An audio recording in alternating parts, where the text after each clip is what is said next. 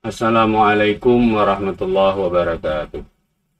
Alhamdulillahilladzi anzala ala abdihil kitab wa lam yaj'al lahu iwaja qayyiman liyunzira ba'san syadidan min ladunhu wa yubashshiral mu'minina alladzina ya'maluna shalihati anna lahum ajran hasanah ma'akithina fihi abada. Asyhadu an la ilaha illallah wahdahu la syarika lah wa asyhadu anna Muhammadan abduhu wa rasuluhu la nabiyya ba'da amma ba'du. Alhamdulillah, kita jumpa lagi pada video saya yang ke-21 yang seharusnya saya upload Kamis kemarin, cuman karena sibuk lebaran kesana kemari sehingga baru bisa saya upload hari ini. Video ini saya beri judul meninggalkan hal-hal yang tidak berguna, ciri ketujuh mukmin. Baik, tidak usah kita berlama-lama, langsung kita mulai saja.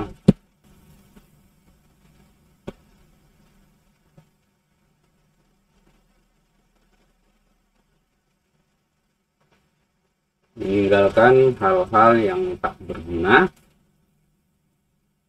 ciri ketujuh mukmin.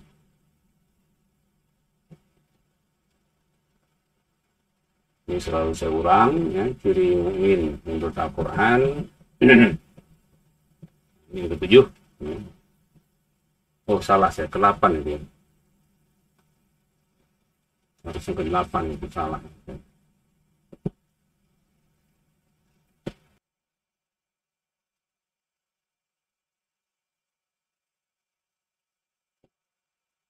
Ulang.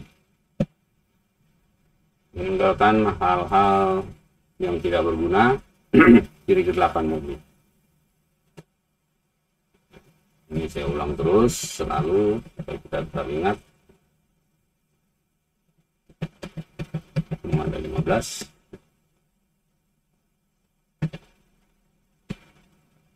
Meninggalkan hal-hal yang tidak berguna.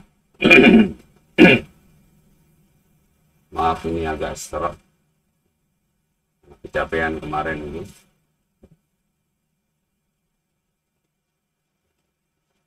Ini dalam surat Al-Anfal. Walladzina hum anil lahwi mu'ridun.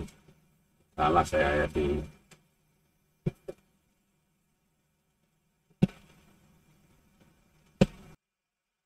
Harusnya surat 23 ayat 3 itu surat Al-Mu'minun. Maaf tadi salah itu. Jadi banyak salah ini. Walladzina hum anil lahwi mu'ridun. Dan mereka yang meninggalkan hal-hal yang tidak berguna. Ukuran berguna atau tidaknya sesuatu dilihat dari tujuan atau harapan. Tujuan atau harapan semua manusia seharusnya adalah, saya menggunakan seharusnya ini karena ada sebagian orang enggak ya, sebagian orang bukan ini tujuan. Tenang atau mantap kalbu di dunia, tapi buruk, dan senang di akhirat. Tapi ada orang yang tujuannya senang di dunia, padahal senang di dunia ini pasti ada susahnya juga, gembira ada sedihnya juga. Nah, cerita di dalam Al-Quran tentang akhirat itu semua soal kesenangan kalau di surga. Jadi kalau yang hadis Nabi itu dunia ini surga bagi orang kafir, penjara bagi mukmin, itu saya memahaminya orang-orang yang mencari senang di dunia ini, dia menjadikan dunia ini sebagai surganya, sehingga surga akhirat tidak dapat lagi. Sementara orang-orang mukmin itu dunia ini penjara itu kan banyak batasannya ya. Uangnya juga terbatas. Jadi orang-orang mukmin itu membatasi diri dengan syariat, dengan ketentuan-ketentuan Allah. Jadi banyak yang tak boleh. Nah, kenapa saya katakan seharusnya tujuan manusia adalah tenang atau mantap kalbu? Karena orang bersenang-senang kalau hatinya tetap gelisah, tetap aja nggak merasa tercapai apa yang diharapkan. Sebaliknya kalau orang sudah mantap atau tenang kalbunya, sudah tidak banyak mau lagi di dunia ini. Ada orang nggak punya duit, pengen punya duit banyak, begitu punya duit banyak, ya, akhirnya bersenang-senang. Selesai bersenang-senang, susah lagi gitu ya. Karena hatinya itu, kalbunya itu. Jadi seharusnya itu manusia tujuannya. Jadi kalau kita tujuannya senang di dunia ini, itu perlu dikoreksi. Jangan lagi senang, tapi mencari mantap kalbu. Dan mantap kalbu itu sudah saya bahas sebelumnya dengan zikrullah. Pakai zikrullah bisa dilihat di video sebelumnya. Nah, di akhirat itu senang. Saking senangnya di surga, itu bahkan rasa ingin buang air kecil itu nggak ada lagi. Itu kan penderitaan yang paling kecil gitu ya. Apalagi badan sakit segala macam, nggak ada itu. Kekenyangan nggak ada itu. Semua senang. Jadi tidak terbayang oleh kita bagaimana senangnya di akhirat. Tapi seharusnya itulah tujuan. Karena manusia itu kan diciptakan untuk mengabdi. Saya tidak menggunakan kata beribadah. Karena ibadah itu bahasa Arab artinya pengabdian. Kalau kita kasih awalan jadi aneh kan, berpengabdian. Ini saya mengatakan mengabdi. Oke, kita lanjutkan. Setiap perbuatan, bahkan setiap hal yang tidak menghasilkan kedua hal itu,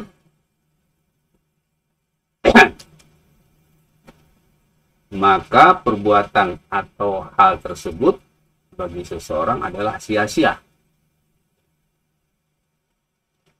Jadi apapun yang kita lakukan, kalau kita nggak akan mendapatkan kalbu yang mantap atau tenang di dunia ini, itu sia-sia perbuatan kita. Apapun lah. Untuk bicara tentang zikrullah, ada saya sampaikan itu, ada orang yang begitu gelisah, dia wirid, ya, bilang pikir itu, perasaan dia tenang ketika itu. Tapi selesai dia wirid itu, beberapa saat kemudian kembali kegelisahan. Berarti perbuatan dia itu sia-sia, karena tidak mengakibatkan kalbunya mantap. Sia-sianya mungkin bukan di perbuatannya, tetapi di motivasinya. Motivasinya yang salah. Tapi walaupun untuk semua manusia perbuatan itu sia-sia kalau tidak mendapatkan dua hal tadi, bagi orang yang beriman sebagai para mukmin, tujuan berbuat atau amal bukanlah mendapatkan keduanya itu. Yang menjadi tujuan atau harapan orang yang beriman adalah cinta, ridha, dan rahmat Allah.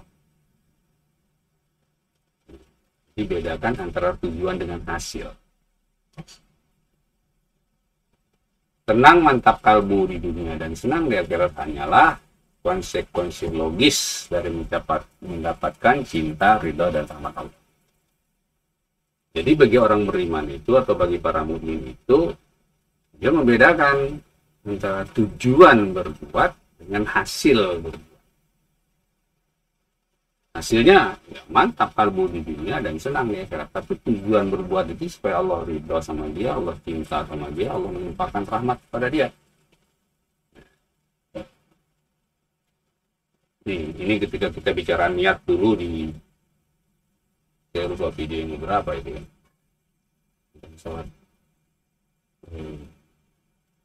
Khusus apa melihara sholat tuh ya. Itu ada saya bahas. Antara tujuan dengan hasil. Di video-video awal juga ada itu. Jadi ini bedanya orang yang beriman dengan yang tidak.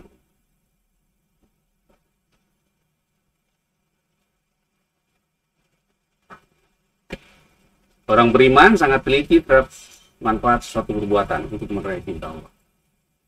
Dia teliti terhadap perbuatan, terhadap manfaatnya, tapi untuk meraih cinta Allah. bukan untuk meraih hasil dari perbuatannya itu, bukan. Juga senantiasa mencari tahu kebiasaan-kebiasaan dia yang sia-sia. Saya sendiri begitu mulai serius untuk melihat kebiasaan sia-sia, banyak sekali yang sia-sia. Antara lain baca WA. Isi WA itu apalagi musim pilpres dan setelahnya gitu. Itu yang menjelekkan orang lah, yang menyalahkan orang lah. Banyak itu. Itu cerita-cerita yang tidak berguna. Ukuran berguna tadi itu ya. Mantap, senang kalbu dan senang akhirat itu. Apalagi mendapat cinta ridha rahmat Allah. Ternyata banyak kebiasaan sia-sia kita itu. Nah, bagi orang yang beriman, dia senantiasa mencari tahu itu. Yang sia-sia itu yang mana aja. Selanjutnya, dengan bersungguh-sungguh menghilangkan kebiasaan tersebut, dengan senantiasa memohon bantuan Allah. Wah, ini sia-sia, yang usahakan hilang. Ini sia-sia, kawan. Tapi dengan kesadaran Allah yang bisa membuat dia itu meninggalkan kebiasaan itu. Karena itu selalu mohon bantuan Allah. Jadi orang beriman itu betul-betul sadar, la haula wala quwwata illa billah. Jadi nggak pede dia, percaya diri, tapi percaya Allah. Allah tolong bisa, Allah nggak tolong nggak bisa.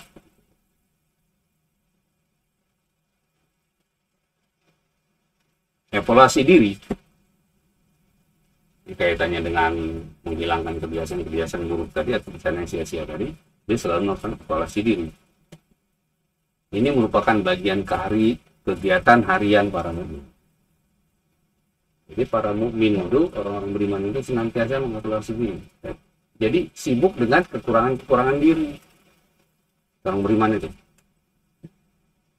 Karena sangat takutnya mereka melakukan hal-hal yang tidak berguna. Itu kalau kita serius nyari, banyak itu kegiatan yang tidak berguna yang kita lakukan.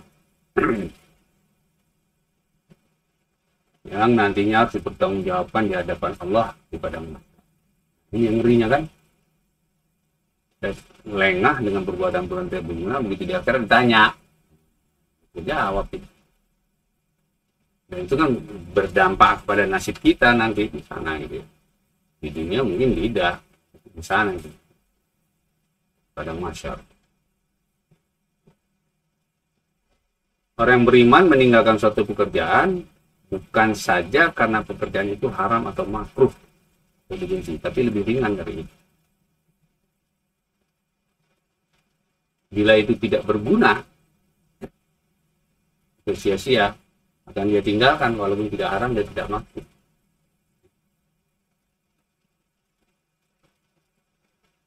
Gitu ya.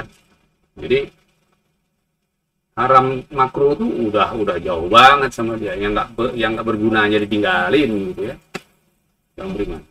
Jadi dia selalu teliti dengan aktivitas sehari-harinya.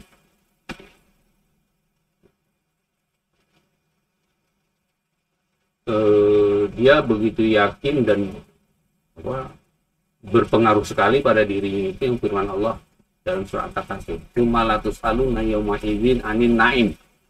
Kemudian pada hari itu akan ditanya semua nikmat, tentang semua nikmat, termasuk nikmat waktu, digunakan untuk apa. Ini takut banget. Makanya orang beriman tuh banyak minta ampun sehari mungkin ratusan ribu kali. Ya Allah maafin, ya Allah maafin, yang pendek-pendek juga nih.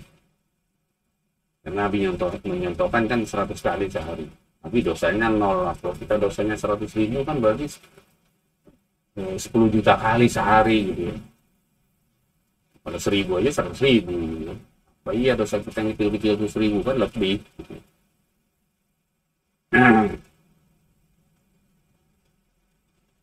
Orang yang beriman sadar bahwa hal yang sia-sia adalah mubazir. Mubazir tuh nggak ada gunanya, mubazir ya. Dan mubazir adalah saudara setan. Ini di dalam surat Al-Isra atau surat 17 ayat 27. A'udzubillahi minasyaitonir rajim. Innal mubazirina kanu ikhwana syayatin. Wa kana syaitanu li rabbih kafura. Sesungguhnya para pemboros muhajir adalah saudara setan, dan setan sangat ingkar kepada Allah. Bayangin, jadi kalau kita melakukan sia-sia, kita jadi saudara setan. Kita sadar kita. Orang beriman takut sama kayak gitu. Dengan demikian, setiap orang beriman adalah orang yang produktif, efektif, dan efisien dalam arti kata yang sebenarnya. Ya, itu saja. Saya kira itu saja yang bisa saya sampaikan pada kesempatan kali ini. Agak singkat, ini padat. Jadi intinya adalah orang beriman itu selalu mengevaluasi dirinya untuk mengetahui perbuatan sia-sia mana yang masih dia kerjakan, dan kemudian dengan bersungguh-sungguh menghilangkan kebiasaan tersebut dengan mohon bantuan Allah. Semoga kita pun mulai begitu, sehingga nanti di padang mahsyar pertanggungjawaban kita di hadapan Allah itu ringan. Saya kira itu saja yang disampaikan. Semoga bermanfaat.